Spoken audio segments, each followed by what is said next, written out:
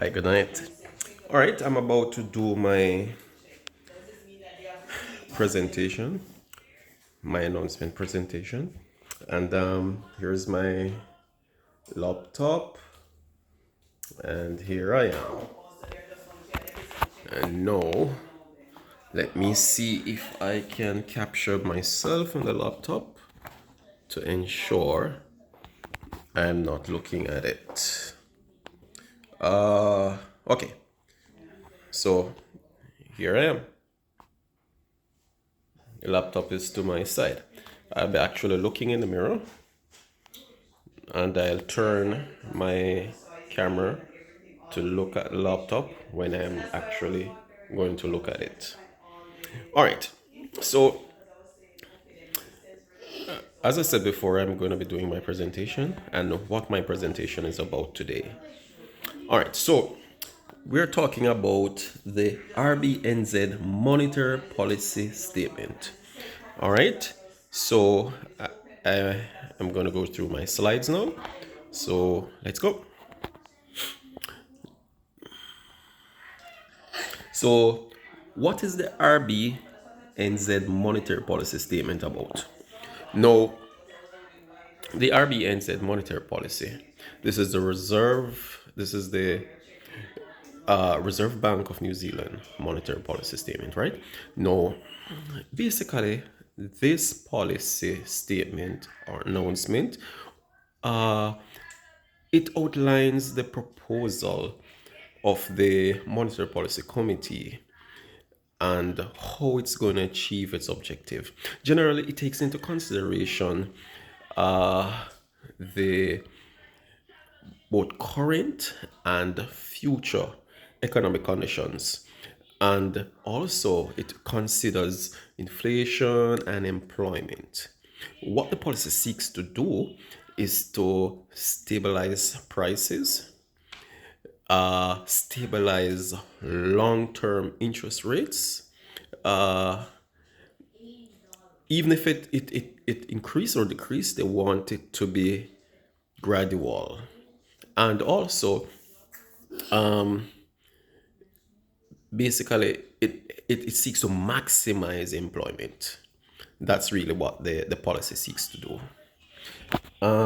Next, let's go. Who or what influences this report? No, there are four factors that influences this report.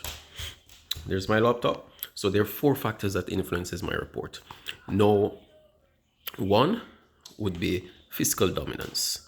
And this basically speaks to the degree of control that a central bank has over or well, the degree to which the central bank exercise control. That's really what fiscal dominance is. Two, we're talking about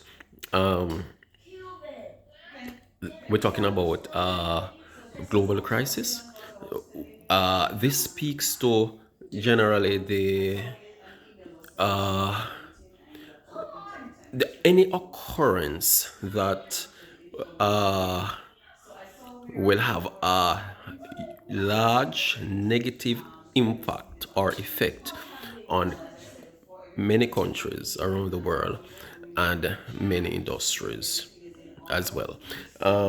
We talk about dollarization, right?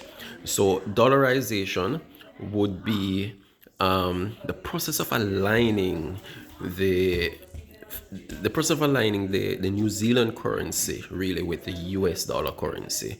And finally, we're talking about the monetary policy framework. Now, the monetary policy framework, this speaks to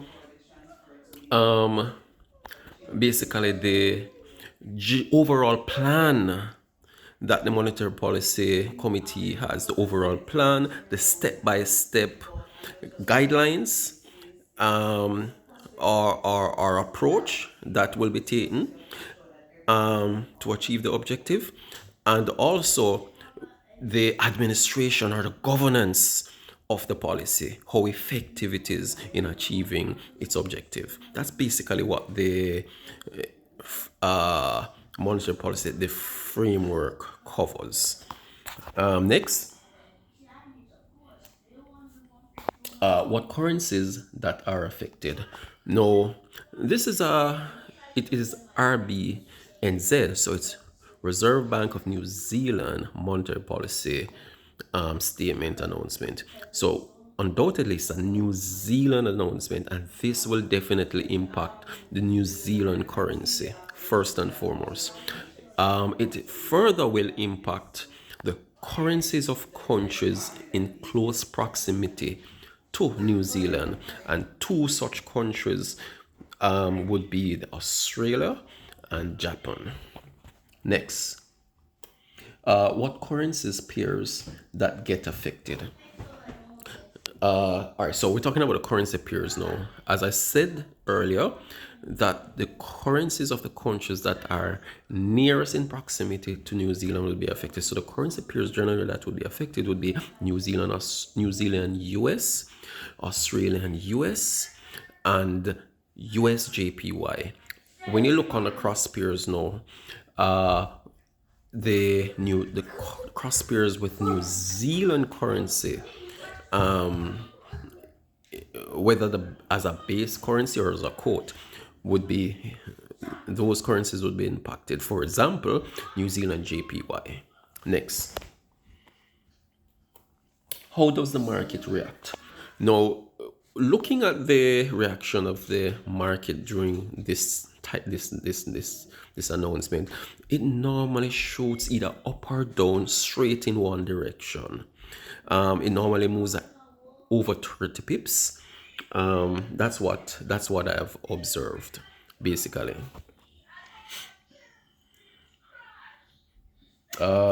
Next, are the forecasts usually right or wrong? No, the forecast, the monetary policy committee, they they are a set of people who they are termed as hawkish, meaning they tend to raise their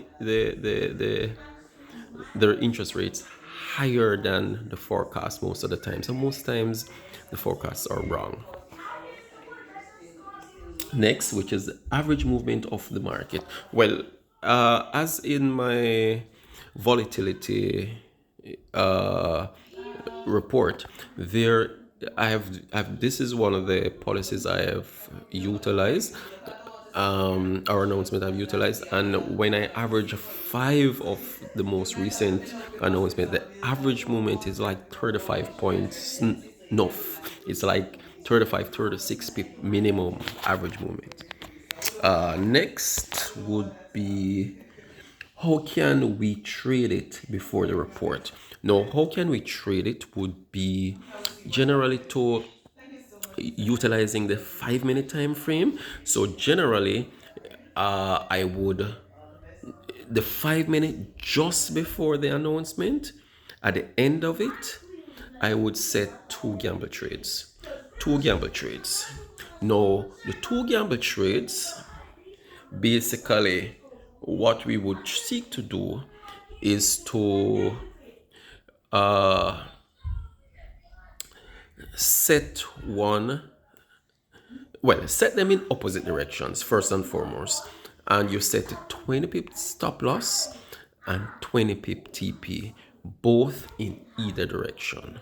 That's how we would set a gamma trade just at the end of the 5 minute candle, just before the announcement. Next, how we can trade it after the report.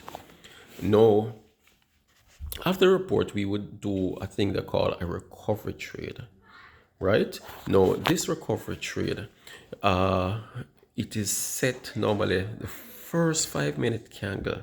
At the end of the first 5 minute candle after the announcement, you would set that gamble trade. You would set it in the opposite direction. 20 pip stop loss, no, 20 pip take profit, sorry, and 10 pip stop loss. That's how you would set that recovery trade. All right. Then finally, conclusion, review of the report summary.